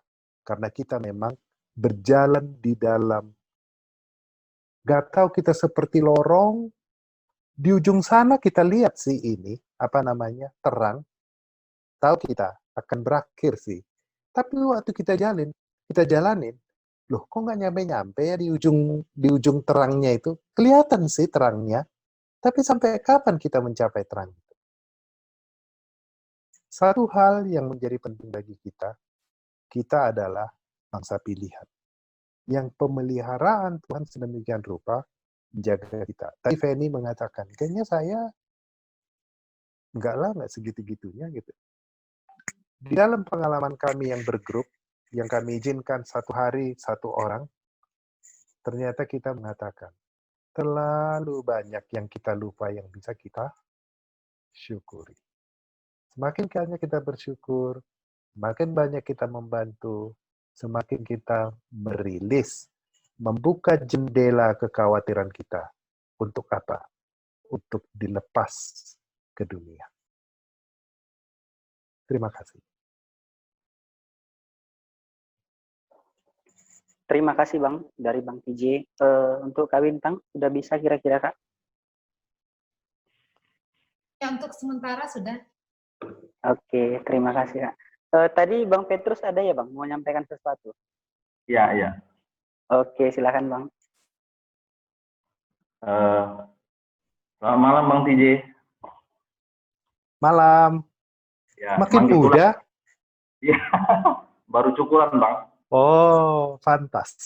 Ya, jadi bersyukur sekali untuk pengisian malam ini Bang. Memang new normal yang Abang sampaikan tadi, coba refleksi dari kisah bangsa Israel dulu memang sudah sangat dialami dan saya alami dan keluarga alami begitu. Jadi dari menanam sayur, dari kekhawatiran tadi, semua saya alami. Jadi kebetulan istri bekerja di rumah sakit, kami pernah mengalami ketakutan sekali karena dia bagian pendaftaran, juga bagian yang pelaporan COVID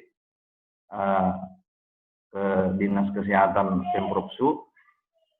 Dia sering demam begitu. Jadi sampai kalau malam mau tidur, kalau aku mati gimana Pak ya?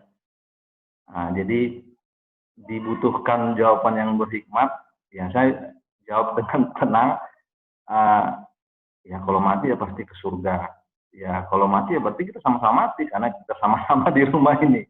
Jadi nggak perlu dikhawatirkan mau mati bagaimanapun. Saya pikir itu tidak ada masalah begitu. Jadi tadi juga merawat anak-anak kita pakai masker bagaimana itu semua sudah kita alami. Nah, secara organisasi pelayanan di YKPM juga kita mengalami pertanyaan Abang pertama tadi Bang, bahwa apakah kita mengalami kemiskinan itu seperti yang dulu. Jadi kebetulan di YKPM Bang kita buat kemarin ada YKPM peduli untuk COVID ini. Jadi kita mendata semua alumni seluruh Indonesia.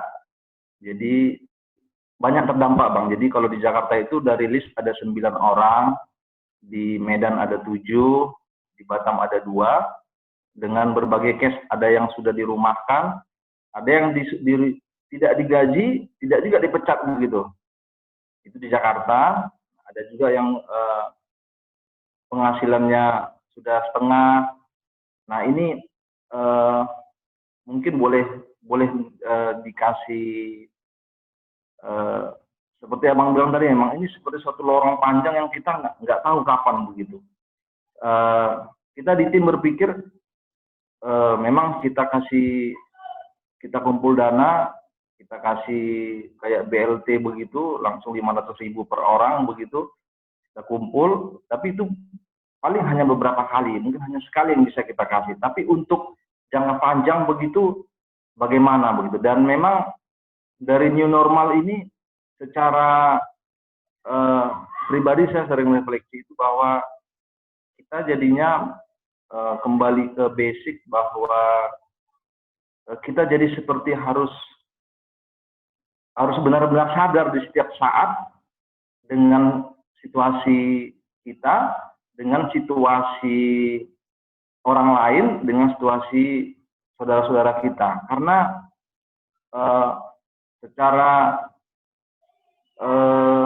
persekutuan, saya melihat sih, dan secara kepedulian di masa COVID ini, itu jadi sesuatu yang harus double dan memang harus kita ekstra begitu. Jadi contoh misalnya kalau setiap malam kita selalu berdoa tentang COVID. Bahkan kita sebut nama-nama siapa yang perlu didoakan. Apakah itu di Jakarta atau siapa saja yang kita dengar. Kita selalu berdoa itu, kita berdoa untuk tim medis.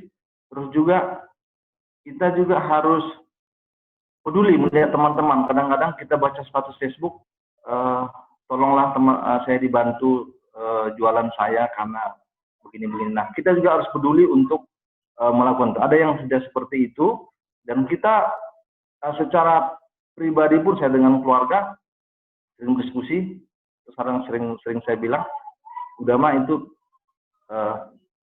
beli belanjaan dia, karena memang itu menjadi sesuatu yang harus kita lakukan. Siapa lagi yang kalau bukan kita lagi yang bisa mendukungnya begitu. Jadi menurut saya ini sesuatu yang boleh kita diskusikan bersama, apakah dalam diskusi ini atau mungkin di tema yang lain, karena memang ini seperti lorong panjang yang kita nggak tahu begitu. Dan teman-teman juga ketika kita coba list, kita akan dukung alumni yang terdampak COVID langsung, tidak serta-merta juga terbuka. Jadi kita sulit juga mengambil data berasa itu, sempat berlarut-larut juga. Dan itu akhirnya mungkin ada masalah, mungkin new normal juga, mungkin tidak terbuka, mau terbuka susah dengan kondisinya, merasa tidak nyaman, tapi dia butuh begitu. Jadi menurut saya pengisian malam ini Bang cukup, saya melihat sih sesuatu yang harus mendapat hal baru, dan kita mengajak sih, menghimbau teman-teman juga supaya di masa COVID ini sebenarnya kita kembali, nilai persekutuan itu sebenarnya semakin diperkuat saat ini, karena memang di masa-masa sebelum COVID saya pikir orang lebih sibuk dengan pekerjaannya, sibuk dengan kondisi dia, tapi di masa COVID kita harus lebih tidak lagi hanya memikirkan diri sendiri, tapi juga mencoba memikirkan orang lain, dan mungkin mencoba mencari solusi bersama dengan teman-teman yang terdampak, dan juga kita yang terdampak, baik masalah psikis dan yang lainnya, itu juga perlu kita diskusikan apa yang mau kita lakukan. Jadi kira-kira itu Bang yang saya mau sampaikan. Terima kasih untuk mungkin kita bisa kira-kira nih normal untuk jangka panjangnya tentang masalah ekonomi tadi Bang, mungkin apakah ada saran-saran Abang selain yang mungkin yang sudah bisa kita kerjakan, atau mungkin ada metode-metode yang lain Bang gitu. Terima kasih Bang. Saya akan mulai dengan perkataan tidak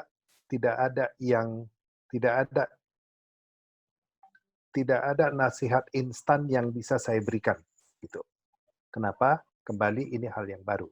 Jadi itu yang pertama. Saya tidak bisa memberikan kita satu yang instan yang akan diberikan. Enggak.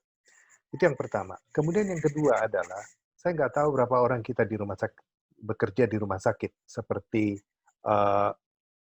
istrinya Lai Petrus. Tetapi satu yang agak spesifik di rumah sakit ini adalah bahwa kalau kita mengatakan dia seorang terpapar COVID, maka kita akan isolasi 14 hari. Kan gitu. Kalau dia tidak ada gejala, berarti kita harapkan dia memang tidak ada dan kemudian sembuh. Kita anggap memang tidak ada gejalanya. Tapi bagaimana dengan orang yang ke rumah sakit? Apakah kita akan menghitung setiap hari mulai start lagi 1, 14 hari ke depan? Kerjaan aja menghitung itu. Tapi artinya, mereka orang-orang yang langsung bekerja berhadapan dengan itu semuanya, itu berhadapan langsung dengan apa? Dengan kegentaran dan ketakutan itu. Bisa ya dipahami ya? Oh, saya kontak kemarin, udah isolasi 14 hari, lewat gitu. Ini enggak, 14 harinya harus kita setiap hari. Jadi, saya akan katakan bukan karena saya orang medis, tapi supaya kita memahami. Jadi, saya akan mengatakan kenapa orang bicara sekarang masker, hanya itu sedang dikatakannya. Tolonglah, kami hanya membutuhkan Anda, pakailah maskermu. Hanya itu aja sebenarnya. Yang kedua adalah bicara tentang dampak. Dampak ini seharusnya mengajar kita lebih arif dan bijak untuk melihat sebenarnya di satu sisi apa yang menjadi kebutuhan, bukan keinginan. Itu kebutuhan. Tetapi kembali definisi kebutuhan pun nggak gampang. Menghilangkan keinginan pun justru menghilangkan satu kata yang lain yang penting, yaitu apa? Kreativitas. Sejauh mana kita bisa menanggulangi dampak kepada ekonomi bicaranya. Belum tentu juga. Karena apa? Karena aku juga orang yang terdampak. Kan gitu. Tetapi yang menjadi kata kunci bagi kita tadi, saya setuju yang dikatakan oleh Petrus, yaitu apa? Mari kita mengembangkan keinginan untuk membantu itu. Itu yang menjadi kata kunci. Dan kita percaya setiap kali kita menemukan inovasi-inovasi itu lahir lebih banyak oleh karena memikirkan orang lain ya sebenarnya. Dan itu kita harapkan ada. Kita akan mengatakan gini, oke lah, belilah jualan dia gitu. Selama kita masih memang punya duit. Kalau nggak punya. Nah, saya akan masuk ke bagian yang terakhir. Tadi kan saya udah bicara kreativitas. Saya mau bicara tentang yang sering kita dengar, The Miracle of Asia. Kan katanya gitu kan. Seringkali kita bicara, Miracle of Asia. Asia ini berkembang sangat cepat sekali. Kan gitu. Tapi pernahkah kita ketahui bahwa Miracle of Asia itu dibangun di atas apa? Di atas jualan. Konsumerisme. Konsumtif. Bukan konsumerisme, tapi konsumtivisme sebenarnya. HP dibeli. Lebih cepat, lebih cepat, lebih cepat. Ekonomi Asia berkembang sedemikian rupa. Tetapi sebenarnya di mana? Di ekonomi konsumsi. Nah, mari kita merenungkan, duduk dengan tenang, mendefinisikan apa yang menjadi konsumsi kita. Dan apa bagian yang perlu kita berbagi. Miracle Asia sekarang ini rontok. Gitu. Karena apa?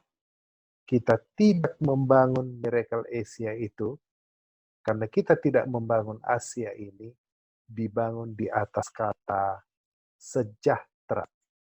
Tetapi kita membangun di atas makmur. Nah, bagaimana kita kemudian mengembangkan itu di dalam apa? Komunitas kita, kata makmur, bukan kata makmur, tetapi kata sejahtera. Welfare. Bagaimana kita membangun itu di dalam komunitas kita yang lebih kecil, di persekutuan kita, dan terakhir di rumah kita. Apa sih yang namanya sejahtera? Tapi tidak makmur. Bukan kemakmuran yang kita kejar, tetapi sejahtera. Kembali saya akan tutup dengan mengatakan, saya tidak mampu untuk memberikan kepada kita satu nasihat yang instan, mandraguna, gitu, karena memang tetap kita harus melihat semua kasus-kasus ini dengan satu yang baru. Terus bagaimana tadi yang nggak mau ngomong sih dia, gitu. Terus yang ini sampai di mana? Saya mungkin akan dengan mengatakan dengan sederhana, karena memang nggak mampu. Gitu. Sederhana karena nggak mampu. Yaitu apa? Yaitu penyelesaian ini justru akan diselesaikan dengan kreativitas yang memang lahir dari kreativitasnya itu lahir dari masing-masing kasus yang memang spesifik bagi setiap orang. Gitu. Bagaimana dia? Mungkin dia akan hidup di dalam kekurangan, tetapi baru dia akan masuk di dalam kreativitas yang baru, pekerjaan yang baru, situasi yang baru, yang lebih mengenakan, belum tentu. Gitu. Sampai kemudian keseimbangan itu tercapai. Poin terakhir, yaitu apa? Tetap di dalam pengharapan, jangan pernah menganggap bahwa Tuhan diam. Terima kasih. Oke, terima kasih Bang untuk jawaban untuk yang disampaikan Bang Petrus tadi. Untuk abang yang kakak yang lain, adakah yang menyampaikan sesuatu? Tadi sepertinya Bang Apli ya yang unmute sempat.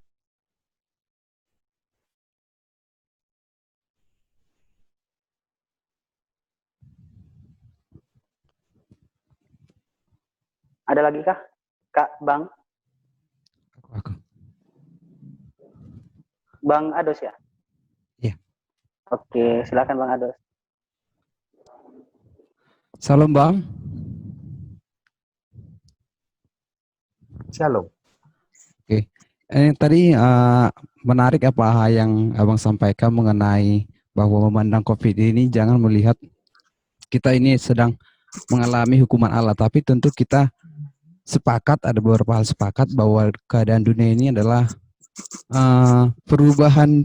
Kalau kita bicara tentang dosa tadi, bicara dosa dan perubahan dunia akibat dosa itu, apakah ini juga, jadi saya mau mikir apakah COVID ini adalah akumulasi dari perubahan dunia akibat dosa manusia seperti itu Bang. Padahal kita sendiri tahu kalau kita melihat ini adalah hukuman Allah, apakah tim medis sedang menentang hukuman Allah seperti itu kan kalau kita berpikir seperti itu. Tapi kalau kita juga melihat sisi lainnya, kalau kita melihat sisi positif dari COVID-19 ini, saya pernah baca artikel bahwa lapisan ozon bumi jauh lebih membaik ketika terjadi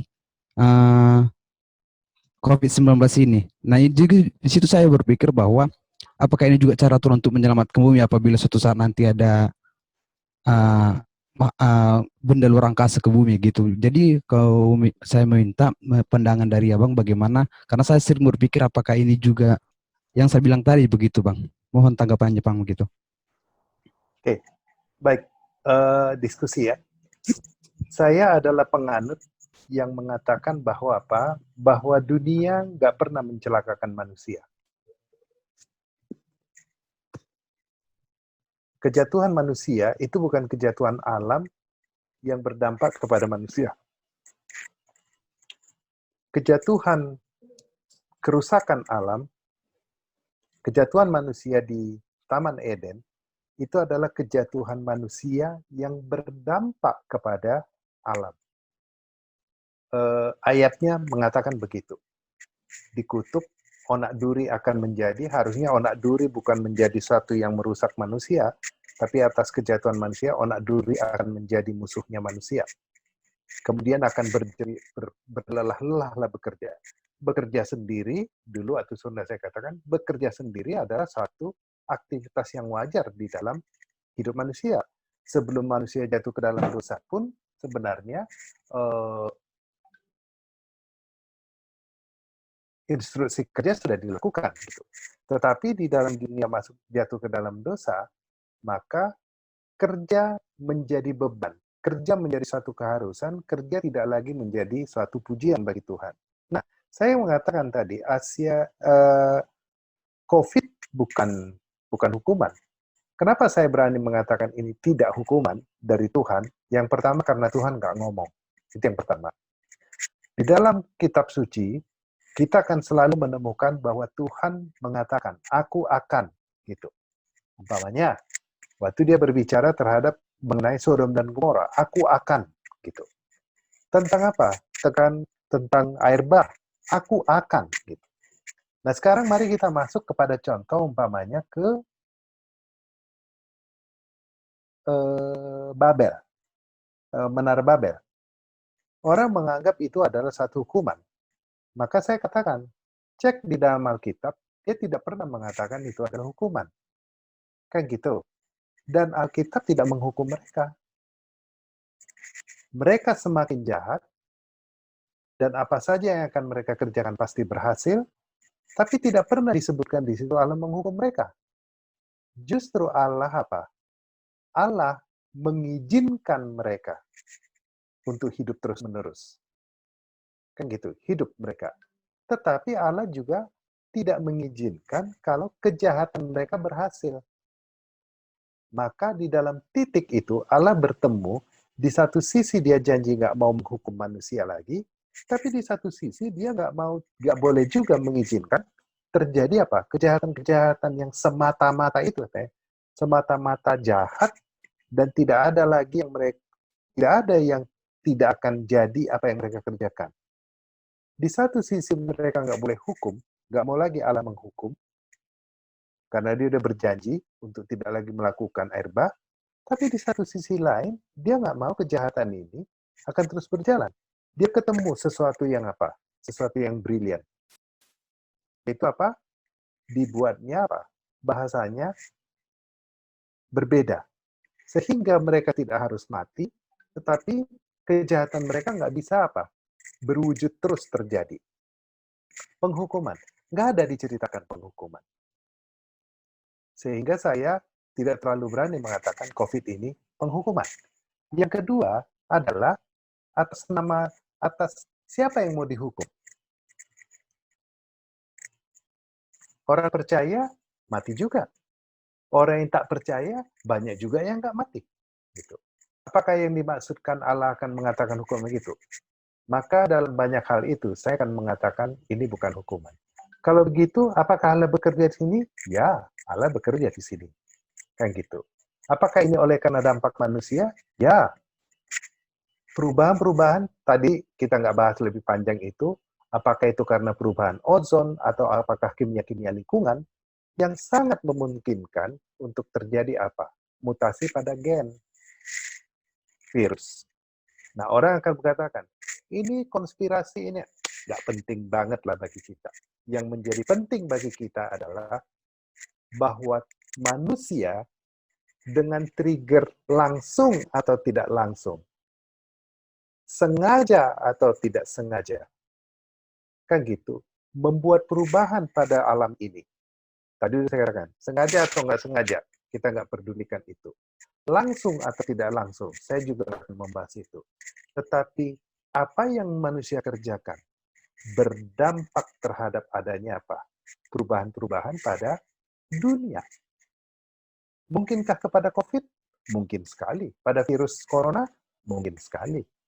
Itu. Sehingga kalau kita lebih arif dan bijak, maka saya akan mengatakan barangkali COVID juga akan apa? Akan berhenti. Sama seperti antibiotik. Detailnya saya nggak terlalu ingat lagi, tapi kira-kira begini. Setiap 4 menit atau setiap 9 menit, saya lupa. Setiap 4 menit. Satu strain kuman mikroba gitu, kuman penyakit itu muncul. Setiap 4 menit muncul strain baru, jenis baru. 4 menit jenis baru, 4 menit jenis baru, 4 menit jenis baru. Sementara antibiotik hanya muncul sekali dalam 9 tahun. Kebayang nggak? Antibiotik itu muncul sekali dalam 9 tahun. Strain kuman, kuman penyakit, itu muncul dalam apa? Mikroba, itu muncul sekali dalam 4 menit. Itu yang berdasarkan data. Bagaimana dengan virus? Gitu. Kemarin udah dikatakan, virus kita ini sudah ditemukan lagi, di mana jonjotannya itu, yang nempel-nempelnya itu berkembang 10 kali lebih banyak. Bisa bayangkan nggak? Kalau saya menggambarkan itu kira gini, tahu tembak-tembakan yang cep gitu, kemudian langsung gitu nempel-nempel yang ada karetnya itu kan? Kalau itu bola, hanya satu tonjolannya, salah nembak nggak nempel. Kalau 2, nggak nempel. Tapi kalau 10, asal tembak bisa nempel. Yang gitu itu loh, yang tembakan anak-anak yang pakai karet di hidungnya nih. Tapi bayangkan, kalau dari bola yang kecil segini ini, ada 100 tonjolan-tonjolannya. Dilempar sembarangan aja, tek, nempel. Saya menggambarkan kira-kira begitulah kemampuan apa? Menginfeksinya. Nanti baru kita lihat kekejamannya. Begitu. Tapi gampang terinfeksinya gampang begitu. Lempar tek nempel, lempar tek tek gitu. Nah, saya mengatakan seperti itu. Nah, alam tidak pernah menjadi lebih kejam, tapi manusia yang merusak. Pertanyaannya, apakah saya akan kemudian berani mengatakan karena manusia yang menyebabkan ini, maka manusialah yang mendapatkan dampaknya? Setuju. Tapi mari kita bicarakan. Apakah karena manusia yang menyebabkan ini, maka manusialah yang dihukum? Saya nggak berani mengatakan. Karena apa? Karena di awal saya sudah mengatakan, saya tetap tidak menerima bahwa ini adalah hukum. Saya lebih senang untuk mengatakan bahwa Allah bekerja di dalam segala hal untuk mendatangkan kebaikan. Jadi, dalam bahasa yang lebih ini, saya percaya Tuhan memanfaatkan, bekerja, merencanakan, terserah, itu kajian teologis yang nggak akan kita bicarakan sore ini, untuk mendatangkan kebaikan bagi orang yang mengasihi Dia.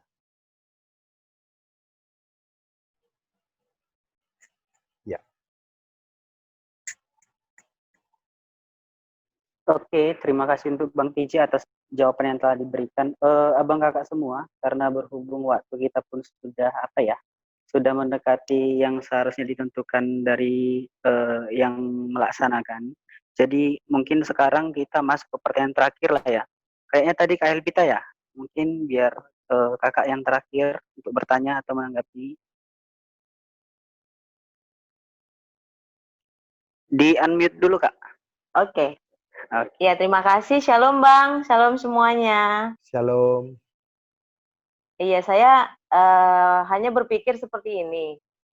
Tadi kan kalau dampak COVID, kemudian mungkin hal-hal yang kita bisa renungkan, Tuhan pakai banyak cara mungkin untuk mengingatkan, untuk mengubah pola pikir dan lain-lain.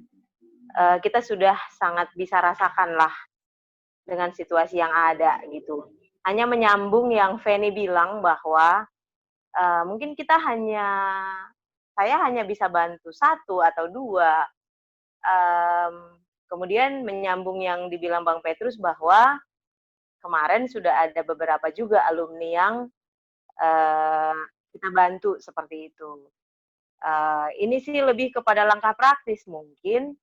Nggak tahu ya, orang Bang Petrus timnya apakah pengumpulan dana yang kita lakukan selama ini, yang kemarin sudah ada 2 tahap ya Bang ya, itu sudah dilakukan. Kemudian apakah memang masih berjalan gitu? Masihkah kita memotivasi, kan banyak juga ya, banyak yang terdampak.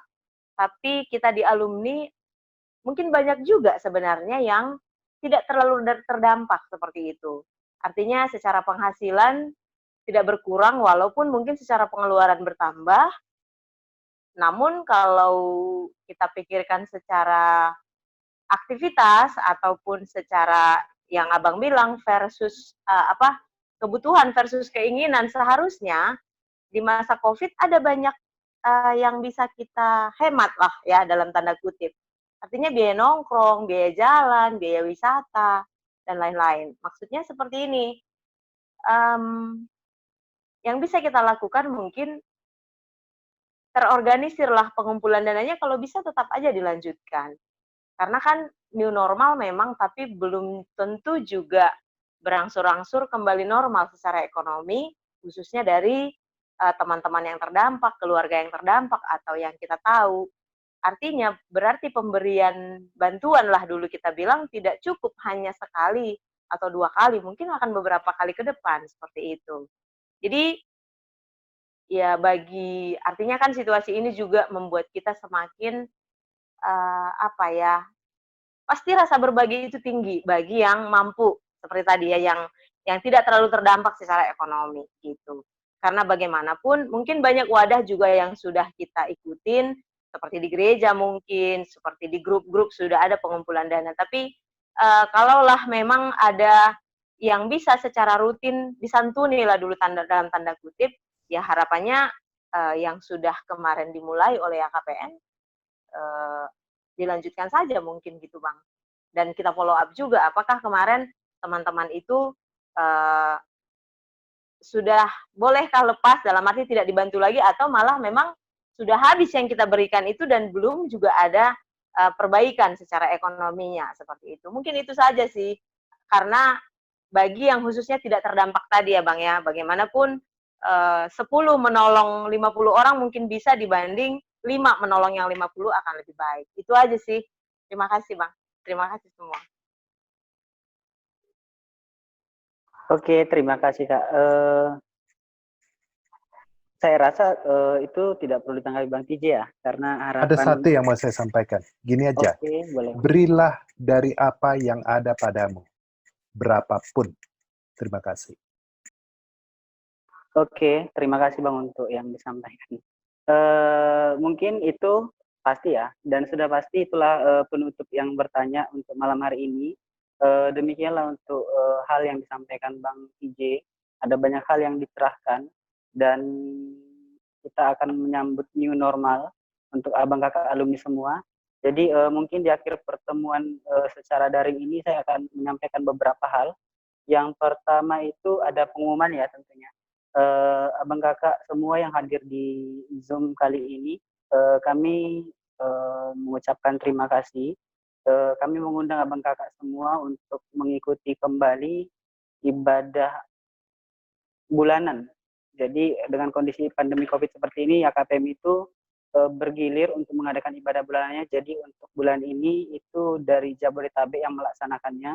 Itu ibadah dilakukan pada tanggal 27 Juni. Ada linknya semua lengkap di medsos kita, baik di semua WPC. Jadi jika abang kakak ingin rindu mengikutinya, bisa melihat di media sosial kita masing-masing. Kemudian yang kedua, abang kakak nanti kami akan ada share link, mungkin ke personal atau di grup kita di WhatsApp dan semua. Juga di chat udah dikirimkan Bang Wandi ya. Ada Google Form bagi kita untuk mengisinya. Ada beberapa pertanyaan yang kami sampaikan dari kepengurusan YKPM untuk kedepannya yang bisa dikerjakan di masa-masa seperti ini. Jadi untuk abang kakak semua kiranya berkenan untuk mengisi itu yang di-sharekan Bang Wandi barusan. Jadi mungkin di akhir ini dari hal yang disampaikan Bang TJ tadi yang kita dengarkan, abang kakak semua kita sudah memasuki masa new normal. Artinya sama seperti yang disampaikan tadi, kiranya spiritualitas kita tetap dibangun, kita tetap berkarya, kita tetap menjalani hidup dengan baik dan maksimal di hadapan Tuhan, mengusahakan kesejahteraan dimanapun kita berada, karena dan tetap berpengharapan ya tentunya. Karena kita sedang berjalan di new normal, di kondisi yang tidak normal, seperti yang disampaikan Bang Tiji tadi. Oleh karena itu, tetaplah bagi kita semua mengerjakan banyak hal untuk Tuhan, karena ini bukan hukuman, tapi kita yakin ini di dalam kedaulatannya Tuhan. Mungkin waktu ini kami persilakan kembali kepada Bang TJ, jika ada peneguhan atau penutup yang ingin disampaikan kepada kami alumni, dan sekaligus ditutup di dalam doa, Bang. Terima kasih. Ya. Saya rasa saya tidak akan menambahkan apa-apa lagi dan kita akan tutup di dalam doa. Mari kita berdoa. Tuhan, Bapa kami yang di surga, Bapa yang baik, Bapa yang mengasihi kami. Kami mengucap syukur Tuhan dengan apa yang sudah Allah Tuhan berikan kepada kami. Kasih-Mu kami rasakan. Belas kasihan-Mu juga kami rasakan Tuhan. Engkau mungkin menghardik kami. Engkau juga mungkin menegur kami. Tetapi yang pasti bagi kami adalah Engkau begitu mengasihi kami ya Tuhan, di dalam kondisi apapun di dalam hidup kami. Terima kasih Tuhan karena Engkau ada. Terima kasih karena kami tahu Engkau mendengarkan kami ya Tuhan. Allah yang mendengar. Allah yang mendengar manusia. Karena Engkau pernah ada jadi manusia. Engkau kenal suara manusia itu Tuhan. Dan Engkau pernah mendengar dia menangis. Engkau pernah bersentuhan langsung ya Tuhan. Dengan orang yang sakit kusta. Orang yang terkena COVID pada zamannya. Engkau pernah menghukum bangsamu. Kami Engkau tidak hukum. Tapi di dalam hukuman itu pun Tuhan, Engkau mengasihi dan Engkau tidak pernah mengalami kelunturan kasih-Mu. Dan kami percaya itu Tuhan. Tuhan, kami menyerahkan hidup kami ke dalam tangan-Mu. Kami tahu bahwa kami terdampak, kecil atau besar, di dalam bidang apapun yang kami percaya. Engkau tahu, Engkau hadir, Engkau memperhatikan. Oleh karena itu Tuhan, kami menyerahkan persekutuan ini ke dalam tangan-Mu. Kami menyerahkan setiap kami ke dalam tangan-Mu. Kami menyerahkan bangsa ini ke dalam tangan-Mu ya Tuhan. Kami menyerahkan dunia ini ke dalam tangan-Mu. Tuhan, jangan izinkan hanya kami yang selamat, tetapi biarlah semuanya selamat Tuhan. Tuhan, kami menyerahkan hidup kami ke dalam tangan menghadapi normal yang baru. Kami tahu mungkin bukan normal, tapi adalah hal yang tidak normal. Bahkan berbalik semakin tidak normal ya Tuhan. Tetapi jangan biarkan kami khawatir. Dan kemudian menggeserkan mata kami dari-Mu. Seolah-olah kami tidak memiliki Allah seperti Engkau. Tuhan, Bapa kami yang di surga, kami tahu Engkau berkuasa. Oleh karena kami memohon pada saat ini, kami mohon belas kasihan-Mu lah ya Tuhan, yang Engkau tunjukkan. Kami tahu tepat bahwa Engkau berkuasa Tuhan. Oleh karena itu kami mohon kepadamu kembali. Berkatilah setiap firman. Berkatilah setiap diskusi. Berkati setiap pertanyaan. Berkati setiap ide ya Tuhan. Berkati dengan apa yang sudah kami lakukan selama ini menunjukkan kasih kami kepada sesama. Agar kami sungguh-sungguh dapat menikmatinya. Menikmati kasih Tuhan melalui saudara-saudara kami Tuhan. Dan buat kami menjadi percaya bahwa itu akan menyenangkan hati Tuhan. Tuhan, kami mau selesaikan bagian ini. Kami mohon kepadamu. Allah lah yang terus menyertai kami ya Tuhan. Dan biarlah Tuhan sendiri terus yang memelihara hidup dan kehidupan kami. Dengarkan doa kami ya Tuhan. Bagi Dia yang berkuasa supaya jangan kamu tersandung dan yang membawa kamu dengan tak bernoda penuh kegembiraan di hadapan kemuliaan-Nya. Allah yang Esa, juru selamat kita oleh Tuhan Yesus Kristus. Bagi Dia adalah kemuliaan, kebesaran, kekuatan dan kuasa sebelum segala abad dan sekarang dan sampai selama-lamanya. Amin. Amin. Thank you untuk abang kakak semua yang bergabung dengan kita di Zoom kali ini dan yang streaming di YouTube kita. Untuk kali ini kita akhiri. Terima kasih semua. Selamat malam dan selamat istirahat. Terima kasih semuanya. Terima kasih Bang TJ. Terima kasih Bang TJ. Terima kasih Bang TJ. Thank you semuanya. Tuhan berkati. God bless you all. Bersyukur kita nggak ada gangguan lag Sinyal. atau sinyal ya. Ya. Puji Tuhan. Terima kasih Bang TJ.